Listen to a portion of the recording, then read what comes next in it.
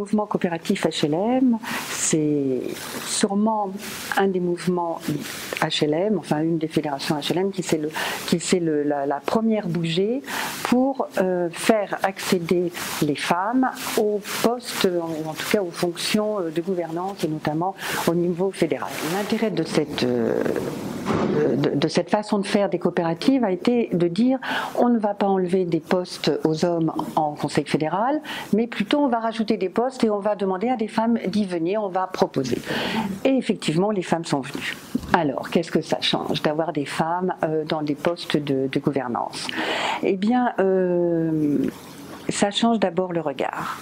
Ça ne change pas que le regard des femmes, bien sûr. Ce n'est pas parce que les femmes ont peut-être une façon de voir les choses un peu différente, mais ça change aussi le regard des hommes. On est dans une diversité.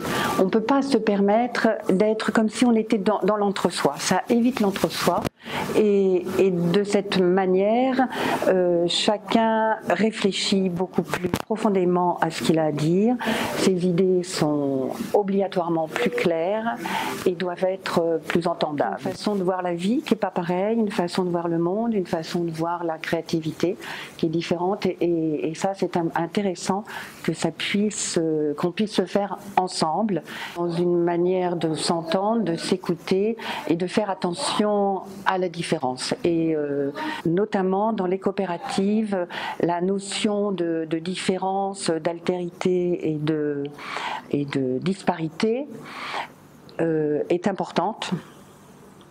Et ça fait partie aussi de nos valeurs, d'accepter toutes ces différences et de faire avec, parce que c'est sûrement synonyme de richesse.